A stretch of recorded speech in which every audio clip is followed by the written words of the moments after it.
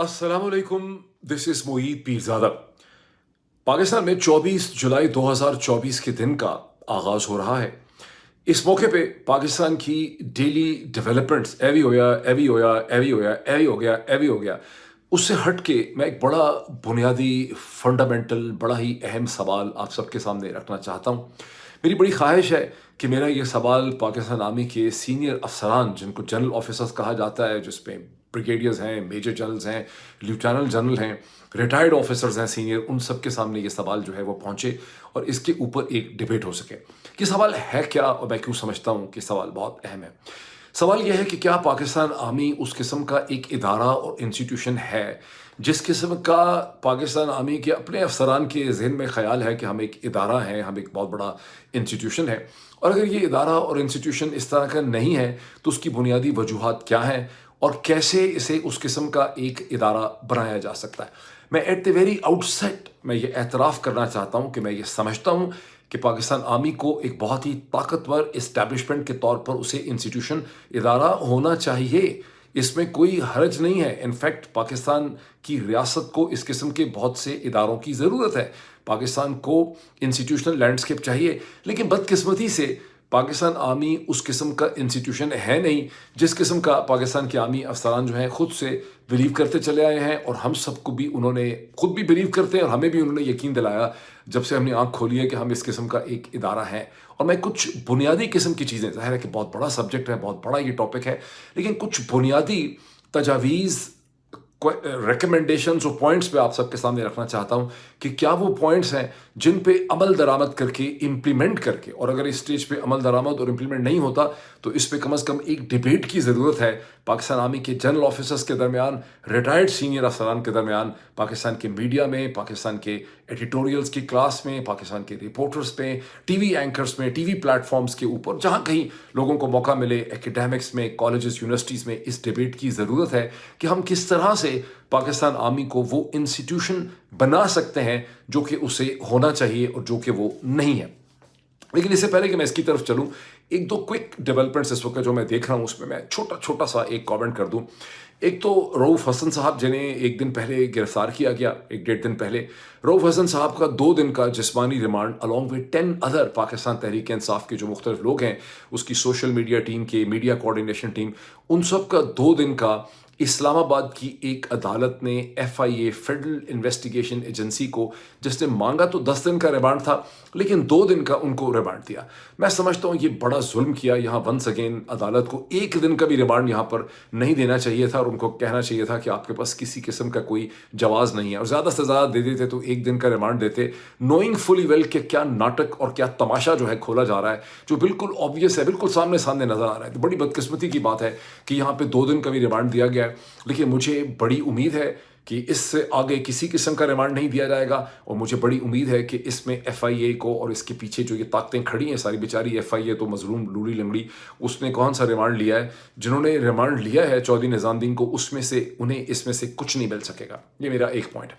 Second, मैं देखता हूँ कि सनम जावेद साहिबा जो हैं उनके ऊपर आजकल सिस्टम बड़ी मेहरबानी कर रहा है और FIA ने अपनी एप्लीकेशन जो थी डिस्ट्रिक्ट एंड सेशन कोर्ट में अफजल मजोका साहब के सामने उसे विड्रॉ कर लिया है। मुझे ठीक तरह से समझ नहीं आ रहा कि सडनली सनम जावेद के ऊपर सिस्टम की इतनी मेहरबानी जो है वो क्यों हो गई है। क्या अंदर कोई बैरूनी अंदरूनी खाना कोई तब्दीली आ चुकी है, बाहर से कोई बहुत ज़्यादा प्रेशर है, कोई रीथिंक हो रहा है, क्या वजह है कि यहाँ पर सिस्टम पे इतनी ज़्यादा मेहरबानी हो रही है? मुझे ठीक तरह से नहीं पता, लेकिन जिस तरह से मैं ये डेवलपमेंट्स होते देख रहा हूँ मेरे जहन में घंटियाँ बज रही हैं और मुख्तलिफ़ किस्म के सवाल जो हैं मेरे जहन में इस स्टेज के ऊपर उठ रहे हैं। अब हम आ जाएं उस बुनियादी टॉपिक की तरफ जिसका मैंने कहा कि ये बहुत इंपॉर्टेंट क्वेश्चन है, और वही है कि पाकिस्तान आर्मी वो इंस्टीट्यूशन है नहीं जो पाकिस्तान आर्मी के सीनियर अफसरान, ये सारे ही अफसरान ने नीचे से लेके second lieutenant, captain, major, colonel, brigadier साहिबान, मेजर जनरल साहिबान, लेफ्टिनेंट जनरल साहिबान, रिटायर्ड अफसरान, जिसकी तारीफ़ें करते रहे। मैं हैरान हूँ कि क्या कहानी वो हमें सुनाते रहे, वही कहानी के राग हम मीडिया में अलापते रहे, वही हमारे इदारिये लिखने वाले, कॉलम लिखने वाले भी बात दोहराते रहे, इदारा इदारा इदारा इदारा, बट वो इदारा कहीं नज़र नहीं आ रहा। और ये चीज़, मैं इस टॉपिक की तरफ आता हूँ। इस टॉपिक की तरफ आने के लिए अगर मैं वैसे इसकी बात करूँ तो शायद ये थोड़ा सा कमज़ोर रहेगा नैरेटिव। मैं कंट्रास्ट आपके सामने रखना चाहता हूँ। गुज़िश्ता 2 दिनों के अंदर अमेरिका के अंदर 2 ऐसी की डेवलपमेंट्स हुई हैं जिनका जिक्र किए बगैर इस चीज़ को समझाना जो है मुश्किल है, और उनको समझना और डेवलपमेंट्स को बहुत ज़रूरी है। वो दो डेवलपमेंट्स क्या हुई? दोनों वो डेवलपमेंट्स हैं जिसका मैंने पहले प्रिडिक्ट कर दिया था, मैंने कहा था कि ये डेवलपमेंट्स होंगी। एक, अमेरिका के सदर प्रेसिडेंट जो बाइडन जो हैं, उन्हें प्रेसिडेंशियल कैंपेन से विड्रॉ करना पड़ा, और दूसरा, अमेरिका की इंतहाई पावरफुल एजेंसी जो है सीक्रेट सर्विस, उसकी डायरेक्टर किम्बरले चीटल जो हैं, उन्हें रिज़ाइन करना पड़ा। अब दोनों के दोनों जो हैं, उन्होंने पहले रिफ्यूज़ किया था रिपीटेडली, मतलब किम्बरले चीटल जो हैं वो भी 9-8 दिन में वो कहती रही कि हाँ, सीक्रेट सर्विस की नाकामी तो ज़रूर हुई है, लेकिन वो और उनके जो डेमोक्रेटिक बैकर्स थे बाइडन एडमिनिस्ट्रेशन के, उन्होंने कहा कि नहीं, किम्बरले चीडल का कोई कसूर नहीं बनता, हमें फुल एतमाद है उनके ऊपर, इनको प्रेसिडेंट बाइडन ने लगाया था। दूसरे खुद वो प्रेसिडेंट बाइडन जो 27 जून 2024 की जब प्रेसिडेंशियल कैंपेन के बाद एक्सपोज हुआ कि वो जहनी तौर पे इतने स्ट्रॉन्ग नहीं है, कमज़ोर हैं, डोनाल्ड ट्रंप के सवालात का जवाब ना दे सके, उसके बाद से उन्होंने कम से कम 3-4-5 दफ़ा बड़े ही ज़बरदस्त, यानी आप कहने को तो उन्होंने पता नहीं 100 दफ़ा रिफ्यूज़ किया, लेकिन 3-4 या 5 दफ़ा तो पब्लिकली प्रेसिडेंट बाइडन ने कहा कि मैं कहीं नहीं जा रहा, आई एम इन, मैं बल्कि एक छोटा सा आपको टुकड़ा दिखाने की कोशिश करता हूँ। और ये एक दफ़ा नहीं है, कम से कम 3-4 दफ़ा पब्लिकली उन्होंने ये कहा। Well, let me say this as clearly as I can. I'm staying in the race. I'll beat Donald Trump. I will beat him again. लेकिन आपने देखा कि डेमोक्रेटिक जो इस्टेब्लिशमेंट थी, डेमोक्रेटिक पार्टी की जो इस्टेब्लिशमेंट थी, उसने कैसे अपना दबाव बढ़ाया, और 27 जून से ये दबाव बढ़ना शुरू हो गया, और 21 मेरा ख्याल है जुलाई को बाइडन को जो है यहाँ से फारिग होना पड़ा, यानी लेस देन वन मंथ। दूसरी एग्जांपल आप देखें कि डोनाल्ड ट्रंप के ऊपर जो कातलाना हमला हुआ, वो हमला होता है 13 जुलाई को, और 10 दिन के अंदर अंदर, यानी आप ये देखें कि 21 जुलाई और 21 जुलाई मंडे के दिन कांग्रेस के सामने हेयरिंग होती किम्बरले चीटल की, और उस हेयरिंग के बाद ये हेडलाइन और ख़बर आती है कि वो कह रही हैं कि हाँ, हमारी रिस्पॉन्सिबिलिटी बनती है, सीक्रेट सर्विस का फेलियर ज़रूर है, लेकिन मैं स्टेप असाइड नहीं करूँगी, मैं रिज़ाइन नहीं करूँगी, और इसके अंदर उनको डेमोक्रेटिक जो प्रेसिडेंट वाइट हाउस जो है उसकी उनको सपोर्ट हासिल है। लेकिन 24 घंटे के अंदर अंदर ऐसी सूरत हाल पैदा होती है, इतना दबाव आता है कांग्रेस की तरफ से, रिपब्लिकन साइड से, डेमोक्रेटिक साइड से, कि आप ये जिम्मेदारी लें और इस पोजीशन से हटें, बिकॉज सीक्रेट सर्विस इसमें नाकाम रही है। और 23 जुलाई को जाके, मतलब वो 21 को रिफ्यूज़ कर रही हैं, 22 को रिफ्यूज़ कर रही हैं, लेकिन 23 जुलाई को किम्बरले जो है वो रिज़ाइन कर देती हैं, और उसके बहुत से जो फ्लैशेस हैं पूरी डेवलपमेंट के बेतहाशा, वो मैं आपको स्क्रीन पे दिखाता हूँ। मेरी कोशिश है कि मैं आपको स्क्रीन पे ये भी दिखाऊँ कि किस तरह से वो पहले रिफ्यूज़ कर रही थी। अब इसमें जो चीज़ नोट करने वाली है, अब ये देखिए कि किस तरह से प्रेसिडेंट जो है बाइडन, उसके पास ये पूरा हक था as per convention and as per law कि वो प्रेसिडेंशियल कैंपेन से विड्रॉ ना करता। ये बात कई दफ़ा यहाँ दोहराई है कि उसको मजबूर नहीं किया जा सकता था, किसी कोई कानूनी तरीका नहीं था, कन्वेंशन भी कोई ऐसा नहीं था। लेकिन आपने देखे कि डेमोक्रेटिक जो इस्टेब्लिशमेंट थी, उसने किस तरह से जो बाइडन के ऊपर अपना दबाव बढ़ाया। ये दबाव उस वक्त शुरू हुआ जब न्यूयॉर्क टाइम्स के एडिटोरियल बोर्ड ने ये पोजीशन ली। फिर आप देख रहे थे कि लंदन से इकोनॉमिस्ट ऑफ लंदन जो है, जो बुनियादी तौर पे एक अमेरिकन पब्लिकेशन है, इसको बहुत कम लोग अंडरस्टैंड करते हैं कि इकोनॉमिस्ट अब बुनियादी तौर पे एक अमेरिकन पब्लिकेशन बन चुकी है। उसका जो अमेरिकन एडिशन होता है वो लंदन के या ब्रिटेन या यूरोप के एडिशन से बहुत बड़ा होता है। उसकी सबसे ज़्यादा जो रीडरशिप है वो भी अमेरिका के अंदर है, ब्रिटेन में नहीं। इकोनॉमिस्ट ने पोजीशन ले ली कि जो बाइडन को जाना होगा, जो बाइडन को चले जाना चाहिए। उसके साथ ही आपने देखा कि जो प्रोमिनेंट कॉलमनिस्ट थे, जैसे थॉमस फ्रीडमैन हैं, बहुत से और लोग हैं, उन सब ने तबादब टक किस्म के कॉलम लिखे। टेलीविजन पे ये डिबेट जो है वो शुरू हो गई। फिर उसमें एक्टर्स शामिल हो गए, जॉर्ज क्लूनी ने ये पोजीशन ली, और कैसे इन सब लोगों ने बगैर बदतमीजी किए प्रेसिडेंट जो बाइडन को ये मजबूर किया कि प्रेसिडेंट साहब, अब आप इस कैपेबल नहीं हैं, आपकी cognitive, mental, intellectual, cerebral skills उस लेवल की नहीं है जिसकी कि इस स्टेज के ऊपर डेमोक्रेटिक पार्टी को ज़रूरत है, left of the centre American politics को इसकी ज़रूरत है। आप और हमने अगर डोनाल्ड ट्रंप का रास्ता रोकना है, कम से कम एक सेम्बलेंस यहाँ पे फाइट की होगी, और हमें कांग्रेस के अंदर अपनी पोजीशन को रखना है, सेनेट के अंदर और हाउस ऑफ रिप्रेजेंटेटिव में, तो आपको जाना होगा। और आप देख रहे हैं कि in less than 1 month, starting from 27 जून, 21 जुलाई को प्रेसिडेंट बाइडन को उन्होंने चलता किया, कहानी डाल दी, कोविड सारी वगैरह वगैरह। तो ये चीज़ आप इसको नोट करें। दूसरी चीज़ आप आ जाएं किम्बरले चीडल के ऊपर 30 बरस से ज़्यादा का उनका एक्सपीरियंस था सीक्रेट सर्विस का। पेप्सी को की भी वो डायरेक्टर ऑफ सिक्योरिटी वगैरह रहीं, बड़े स्ट्रॉन्ग उनके क्रेडेंशियल थे। 2020 में मेरा ख्याल वाइट हाउस ने उनको इस पोजीशन के लिए रेकमेंड किया, उनको लगाया गया वापस। हैं वो सिविल सर्वेंट थी, इन्हें सीक्रेट सर्विस की वेटरन थी, उनको पॉलिटिकली यहाँ पे अपॉइंट किया गया। और इवन जब इसे कहते हैं डोनाल्ड ट्रंप के ऊपर हमला हुआ जुलाई की 13 तारीख को, तो वाइट हाउस ने फौरी तौर पे जो किम्बरले चीटल है उसको सपोर्ट किया। उसने कहा कि किम्बरले चीटल के ऊपर हमें पूरा एतमाद है। फिर आपको याद होगा, जो आप में से मेरा मसलसल व्लॉग देखते हैं, जब उन्होंने रिज़ाइन किया और डोनाल्ड ट्रंप ने फाइनली विड्रॉ किया, तो मुझे उस वक्त इसके ऊपर चूँकि मैं ट्रैवल कर रहा था, मुझे इसके ऊपर एक अलग से कमेंट करने का मौका नहीं मिला। लेकिन आप में से जो लोग मुझे मसलसल फॉलो करते हैं, आपको याद होगा कि मैंने एक से ज़्यादा व्लॉग्स में कहा कि जो बाइडन को जाना ही होगा, जिस किस्म का प्रेशर और कंसेंसस जो है बिल्डअप हो रहा है। और जैसे ही सीक्रेट सर्विस की नाकामी और फेलियर सामने आया था कि किस तरह से एक की बिल्डिंग जो है उसको सिक्योर ही नहीं किया सीक्रेट सर्विस ने, हालांकि वो बिल्डिंग इतनी करीब थी कि 400-450 फुट से वहाँ से एक शार्प शूटर जो ऊपर चढ़ गया, थॉमस नामी शख्स 20 साल का 21 साल का, उसने वहाँ से सक्सेसफुली ऐसा फायर किया AR-15 गन इस्तेमाल करते हुए कि डोनाल्ड ट्रंप को उसने ज़ख्मी कर दिया, 2 लोगों की वहाँ पे हलाकत हो गई। तो मैंने कहा था ये इतना बड़ा लैप्स हो गया है, ये इतना बड़ा इसे कहते हैं प्रोसीजर लैप्स हो चुका है सीक्रेट सर्विस का, कि अब जब सीक्रेट सर्विस की डायरेक्टर को कांग्रेस बुलाएगी, जो रिपब्लिकन्स ने उसको बुलाने का फैसला किया था, तो ये इसका हशर नशर कर देंगे और इसको जो है ना बड़ा ये ग्रिल करेंगे, और इसका मुझे आगे मुस्तकबिल बिल्कुल गैर महफूज लग रहा है। ये मैंने 2 वीडियोस में कहा कि ये और बात है कि जब फाइनल जिस वक्त हुआ चंद घंटे पहले, मैं उस वक्त इसके कमेंट नहीं कर सका।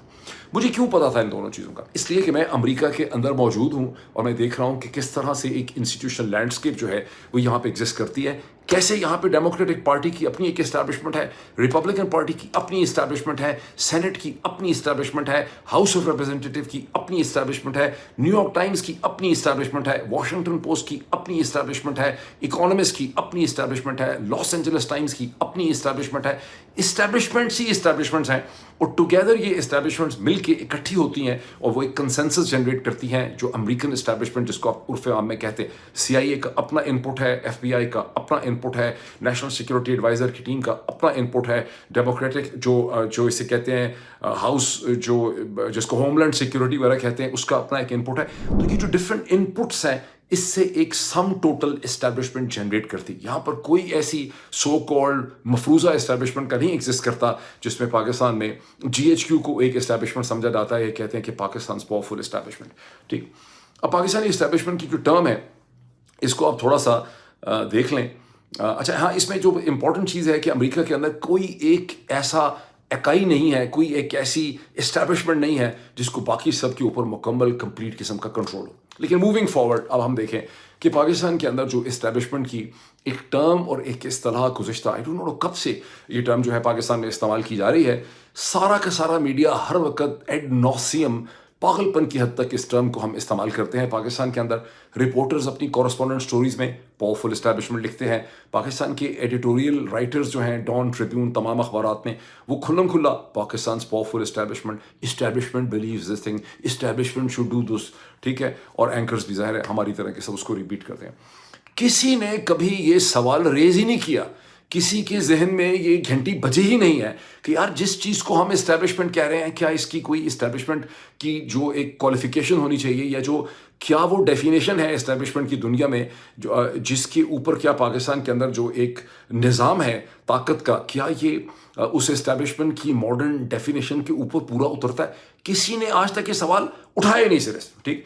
और हमारे देखा देखी, चूँकि हम ये टर्म्स इस्तेमाल करते हैं इस्टेब्लिशमेंट, इसीलिए हमारे अनथिंकिंग तरीके पे दुनिया भर के जो ज़राए ब्लॉग हैं, जिनको ज़ाहिर है उनकी जिम्मेदारी है ही नहीं सोचने की, हमने ही तो उनको एक गलत डायरेक्शन में लगाया, वो भी रिपीट करते रहते हैं पाकिस्तान पावरफुल इस्टेब्लिशमेंट, जिसका सम टोटल मनफी इफेक्ट ये है कि तासुर ये जाता है कि पाकिस्तान में कोई ऐसी organise class of thinkers and decision makers exist करती है जो किसी स्टेज के ऊपर इकट्ठे होते हैं, माइंड अप्लाई करते हैं, डिस्कशन करते हैं, कंसेंसस जनरेट करते हैं, बेलाग तरीके से आज़ादाना तौर पे डिफरेंट किस्म के प्लेयर्स जो हैं अपनी एक ओपिनियन देते हैं, उनके पास एक बड़ा इंटेलिजेंट कलेक्टेड किस्म का इंफॉर्मेशन फीडबैक आता है, या इंफॉर्मेशन कलेक्शन होती है, उस इंफॉर्मेशन के ऊपर अपना माइंड अप्लाई करते हैं और उसके नतीजे में किसी कंसेंसस में, जिस तरह से चाइनीज़ में कम्युनिस्ट पार्टी चाइना जो है CCP, वो एक बहुत बड़ा इंस्टीट्यूशन है जिसमें جس میں مسلسل نیچے سے ایک ویل ریسرچ ڈیٹا اوپر آتا ہے, اس کے اوپر وہ ڈیسیجن میکنگ کرتے ہیں, اور اس کی ایکویلنٹ کوئی چیز روس کے پاس نہیں ہے. وہاں پر ایک فرد واحد جو ہے پریزیڈنٹ پوٹن کی شکل میں بیٹھا ہوا ہے, ان کے پاس کوئی ایسی چیز نہیں ہے. فرینچ کے پاس اسٹیبلشمنٹ ہے, برٹش کے پاس اسٹیبلشمنٹ ہے, جرمنس کے پاس اسٹیبلشمنٹ ہے, امریکیوں کے پاس اسٹیبلشمنٹ ہے, کینیڈینس کے پاس اسٹیبلشمنٹ ہے, رشینس کے پاس کوئی اسٹیبلشمنٹ نہیں ہے, چائنیز کے پاس ایک بڑی پاورفل اسٹیبلشمنٹ ہے, ہندوستان کے پاس ایک اسٹیبلشمنٹ ایگزسٹ کرتی ہے جو ونس اگین آپ نے دیکھا کہ کس طرح سے یہ دھرو راتھے اور جو ویلاگرس تھے, انہوں نے کتنی اسٹرانگ پوزیشن جو ہے وہ لی, اسے کہتے ہیں نریندر مودی کے خلاف الیکشن سے پہلے. لیکن وہاں پر کوئی ایسا اسٹیبلشمنٹ کی مطلب نریندر مودی کے پاس ایسی کوئی طاقت نہیں تھی کہ وہ ان کا راستہ روکتا, مختلف قسم کے قوانین بتا لیتا. ظاہر ہے کہ بی جے پی چاہتی, RSS چاہتی کہ وہ ان تمام ویلاگرس کا راستہ روکیں, لیکن ان کو ایسا کوئی کنٹرول ہی نہیں تھا, سسٹم میں ایسی ان کی پینیٹریشن ہی نہیں تھی کہ وہاں کی اسٹیبلشمنٹ اس کو پرمٹ کرتی اور وہ بند کر دیتے, دھرو راتھے اور باقی سب کی آواز کو کچل دیتے, سپریس کر دیتے. ایسا ان کے لیے کرنا ممکن نہیں تھا. تو میں ایک ایگزامپلز آپ کو دے کے آگے چلتا ہوں. یہ جو ذہنی جمود ہے جسے مینٹل انرشیا کہتے ہیں, سیریبرل یا مینٹل انرشیا, اس کی وجہ سے میرے جیسے کمزور ناتواں فضول آدمی کو جو غدار وطن ڈکلیئر ہو چکا ہے, جس کا پاسپورٹ سیز کر لیا گیا ہے, جس کا سب کچھ اس سے چھین لیا گیا ہے, میری بیچارے کمزور سنگل پسلی آدمی کی اب یہ ذمہ داری بنتی ہے, چونکہ میرے دروازے کے اوپر ویگو نہیں کھڑی ہوئی, کہ میں کم از کم یہ سوال اٹھاؤں کہ جناب والا کدھر ہے وہ اسٹیبلشمنٹ. اور میرا آرگومنٹ یہ ہے کہ یس, پاکستان میں اسٹیبلشمنٹ ہونی چاہیے, جس طرح سے امریکہ میں اسٹیبلشمنٹ ہے, برطانیہ میں ہے, ہندوستان میں, اور ڈفرینٹ اسٹیک ہولڈرز کے ان پٹ سے ایسی اسٹیبلشمنٹ جو ہے وہ معرض وجود میں آئے گی, اور پاکستان کو ڈیسپریٹلی اس قسم کی اسٹیبلشمنٹ کی ضرورت ہے. ہمیں بتایا کیا کیا, یہ میں نے پوائنٹ لکھے ہوئے, ہمیں بتایا کیا کہ جب کور کمانڈرز کی کانفرنس ہوتی ہے تو 9, 10, 11, 12 لوگ جو ہیں وہ بڑے بے لاگ طریقے سے فریلی اپنی اوپینین, اپنا انالیسس دیکھتے ہیں, سب سے ڈس ایگریمنٹ کرتے ہیں. جھوٹ ہے, کوئی ایسی چیز کچھ بھی نہیں ہے. ہمیں بتایا گیا کہ بٹالین 408 ایسی ایگزسٹ کرتی ہے جو پوری فوج کے گیرزنز میں سے, بٹالینز کے اندر سے مسلسل ہر دن یا پتہ نہیں ہر ہفتے ایک پلس جنریٹ کرتی ہے کہ آرمی چیف کے بارے میں یہ ڈیسیجن میکنگ جو ہو رہی ہے اس کے بارے میں کیا پلس فوج کے اندر ایگزسٹ کرتی ہے. جھوٹ, ایسی کوئی بھی چیز نہیں ہے. کسی کو ہمت ہی نہیں ہے اوپر آ کے بتانے کے لیے کہ لوگ general Asim Munir army chief یا جنرل باجوہ کے بارے میں نیچے آرمی آفیسرز کیا سوچ رہے ہیں, وہ ادھر ہی فرسٹریشن میں بیٹھے ہیں. کوئی ایسی پریکٹیکلی فنکشنلی کوئی ایسی چیز ایگزسٹ نہیں کرتی.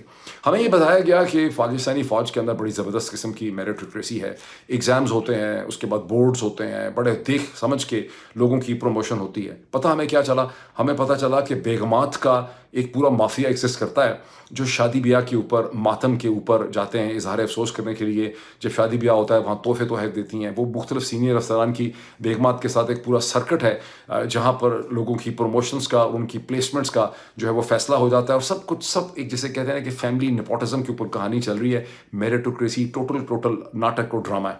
اچھا, پھر ہمیں یہ پتہ چلا, بتایا تو ہمیں کیا تھا کہ چیف کی پاورز جو ہیں وہ چیک ہوتی ہیں بائی کور کمانڈرز. دیکھا ہم نے کیا کہ چیف کے پاس ٹوٹل یعنی اس کے پاس ٹوٹل رائٹ ہے کہ وہ اسے کہتے ہیں لوگوں کو ریوارڈ کرتا ہے. ریوارڈ کیسے کرتا ہے, ان کی پروموشنز کرتا ہے, سینئر افسران کی, brigadier to major general, major general to lieutenant general, اور نہ صرف ان کی پروموشنز کرتا ہے بلکہ ان کی ٹوٹل پلیسمنٹ بھی آرمی چیف اپنی صوابدید سے کرتا ہے.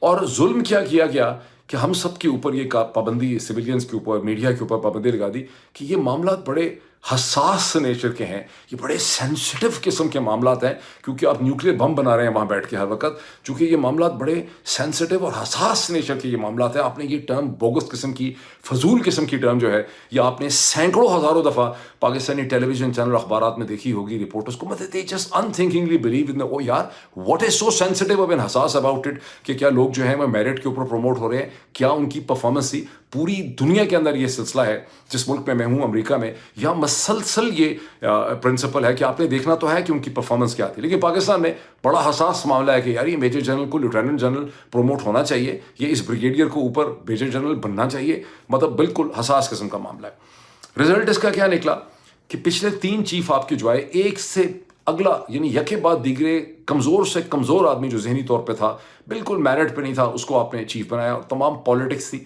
پہلے رحیل شریف صاحب جو چیف بنے, نواز شریف صاحب نے لگایا, خاص سے کمزور تھے وہ, اسے کہتے ہیں جب آپ ان کو دیکھتے ہیں جنرل کیانی کے بعد ذہنی طور پہ, اور اس وقت کم از کم بھی 3-4 آفیسر اور تھے جو ان سے بہت زیادہ بہتر تھے. اور ساری عمر ہی جنرل رحیل شریف کے بارے میں جو الزام تھا کہ چونکہ جنرل مشرف کے ساتھ ان کے بھائی شہید تھے اور میجر شریف, اور پھر کس طرح سے جنرل مشرف کی ان پہ نظر عنایت تھی, وہ ان کو پسند کرتے تھے, وہ ان کو ایک سینس آف اونرشپ تھی, تو جنرل مشرف ان کو پروموٹ کرتے رہے, ورنہ شاید جنرل رحیل شریف جو ہے وہ بریگیڈیئر پہ ہی ان کا کیریئر جو ہے وہ ختم ہو جانا چاہیے تھا. اس کے بعد جو اگلے آئے جنرل قمر جاوید باجوہ, وہ ان سے زیادہ کمزور تھے. جنرل قمر جاوید باجوہ کے بعد وہ بھی اسی طرح سے ساری نیپوٹزم, ان کے فادر ان لا نے ان کی ساری پروموشنز کروائیں, پلیسمنٹس کروائیں. اس کے بعد جو آئے وہ تو ایسی درندگی ہوئی کہ کھلم کھلا نظر آ رہا تھا کہ نواز شریف نے, جس کی کوئی اس وقت ایگزیکٹو اتھارٹی نہیں تھی, اس نے جنرل باجوہ کو پتہ نہیں کس طرح سے بلیک میل کیا اور مجبور کیا کہ ایک سمری پہلے سی جی ایس بھیج چکا تھا, لیکن ایک سیکنڈ سمری بھیجی گئی جس میں جنرل عاصم منیر صاحب کا نام ڈالا گیا, حالانکہ ان کو ریٹائر ہونا تھا اور as per the convention and as per the law ان کو چیف جو ہے وہ نہیں بننا چاہیے تھا. اس کا ٹوٹل اور پھر ایفیکٹ کیا نکلا کہ آپ یہ دیکھیں کہ اس کا ایفیکٹ کیا نکلا. اور ان ساری چیزوں کا بڑا گہرا تعلق ہے کہ جب آپ نے ہر دفعہ ایکسٹینشن چیف کو دی اور جب مارشل ذرا لگتے ہیں تو یہ پورا کا پورا جو میریٹوکریسی کا سلسلہ ہے یہ کمزور سے کمزور تر ہوتا چلا گیا. لیکن اس کا نیٹ افیکٹ کیا بھی دیکھیں کہ جب جنرل عاصم منیر نے مئی 9 کا ناٹک کھیلا اور جس طرح سے کور کمانڈر لاہور کو ٹارگٹ کیا گیا, اور اس کے علاوہ بہت سے اور جو ان سے جونیئر افسران تھے, میجر جنرل وغیرہ, ان کو کیسے ڈسپلیس کیا گیا اور کیسے آرمی کی پوری مشین کے اوپر جنرل عاصم منیر نے کنٹرول حاصل کیا, تو اس فوج میں اور میڈیا میں کوئی اس کو ڈسکس نہ کر سکا کہ کس طرح سے اس آرمی چیف نے, جس کو پوری لیجٹمیسی اور ایکسیپٹیبلٹی حاصل نہیں تھی, اس نے فوج کی پوری مشین جو ہے اس پہ اس نے کنٹرول ایکسرسائز کر لیا اور حاصل کر لیا. پھر جس طرح سے کور کمانڈر منگلا کو سیک کیا گیا بیکاز اس نے کوئی ایسی باتیں کی تھیں جس سے لگ رہا تھا کہ وہ جنرل عاصم منیر کا اس طرح سے وفادار نہیں ہے جس طرح سے ایک میڈیول کنگ یا بادشاہ کا اس کو وفادار ہونا چاہیے تھے. اس کو بھی الزام لگایا, اس کو بھی مجبور کر دیا کہ ریزائن کرے.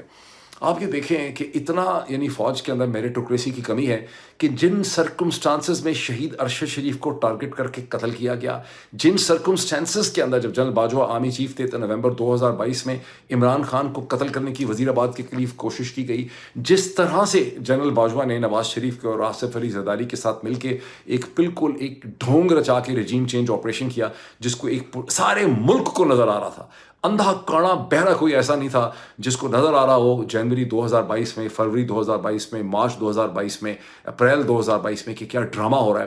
لیکن کسی کو ہمت نہیں تھی فوج کے اندر یا فوج سے باہر کہ کھل کے اس کے اوپر کامنٹ کر سکتا. یہ اس کا نیٹ رزلٹ ہے ناٹ ہیونگ این اسٹیبلشمنٹ. اور میں نے آپ کو 2 ایگزامپلس دی ہیں کیسے ڈیموکریٹک اسٹیبلشمنٹ نے پریزیڈنٹ بائیڈن کو چلتا کیا, کیسے Republicans and democrats joint together secret service کی ڈائریکٹر کو انہوں نے چلتا کیا, فارغ کیا کہ بھائی یہ ہوتی ہیں اسٹیبلشمنٹس. اب یہ پرابلم تو میں نے بڑا آئیڈینٹیفائی کر دیا. اب سوال ہے کہ اس کا وے فارورڈ کیا ہے. کچھ پوائنٹس میرے پاس ہیں جو میں آپ کے سامنے رکھنا چاہتا ہوں. میں چاہتا ہوں کہ اس کے اوپر ڈبیٹ ہو جہاں کہیں یہ ڈبیٹ ہو سکتی ہے. دیکھیں, انسٹیٹیوشن کی پہلی ڈیفینیشن یہ ہے کہ وہاں پر کوئی ایک فرد اور انسان یا فرد واحد جو ہے اس کو کل ٹوٹل کنٹرول جو ہے وہ حاصل نہیں ہو سکتا. اور یہ جو ہم نے مفروضے اور کہانیاں بنائیں جس میں ہم بڑی پرائڈ لیتے رہے, پاکستان کی میڈیا کی بڑی بڑی شخصیات جو ہیں ٹیلی ویژن پروگرام کے اندر بیٹھ کے کہتے رہے, لوگ بھی اپنے گھروں میں کہتے رہے کہ جناب آرمی چیف اپنی چیچی انگلی سے 5.5 لاکھ لوگ جو ہیں وہ چیچی انگلی کے نشانے میں. یہ پہلی دفعہ میرا خیال ہے آصف نواز جنجوعہ صاحب کے کانٹیکس میں کہا گیا, یہ انہوں نے خود کہہ دیا تھا کہیں. تو آصف نواز جنجوعہ کے زمانے سے کہانی ہو گئی کہ جی چیف تو اپنی چیچی انگلی جو ہے اسے پوری فوج جو ہے گھماتا ہے. کتنے افسوس کی بات ہے کہ اگر کسی فوج کے اندر جو ہے چیچی انگلی سے 5.5 لاکھ لوگوں کو ایک ڈائریکشن میں گھمایا جا سکتا ہے, اس کا مطلب ہے کہ یہ بادشاہت تو ہو سکتی ہے احمد شاہ ابدالی کی یا اورنگزیب عالمگیر کی, یہ کسی بھی صورت میں ایک ماڈرن انسٹیٹیوشن نہیں ہو سکتا جہاں چیچی انگلی کے اوپر آپ چیزوں کو گھماتے ہیں.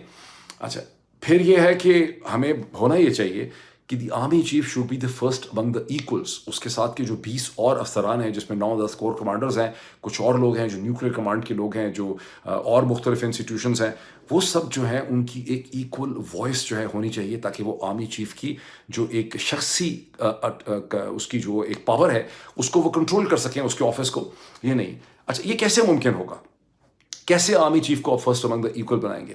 یہ اس وقت ممکن ہوگا جب آپ اس کی جو پاور ہے to promote and to place the senior officers وہ آپ ختم کر لیں گے, اس سے یہ پاور آپ چھین لیں گے. یعنی بریگیڈیئر ٹو میجر جنرل جہاں پہ ایک بورڈ ہے بھی, وہاں پہ مجھے پتا چلا کہ وہاں پہ بھی آرمی چیف کسی کو اگر پسند کرتا ہے, اس کو باقی بورڈ ایگری نہیں کرا تو بھی اس کو پروموٹ کر دیا جاتا ہے. وہ اگر کسی کو بہت ناپسندیدگی کرتا ہے, اس کو پسند نہیں کرتا, وہ ہو سکتا ہے بہت کمپیٹیٹ ہو, پھر بھی وہ پروموٹ نہیں ہو رہا. یہ پہلا لیول ہے جہاں چیف اپنی پاورز جو ہے ایکسرسائز کرتا ہے.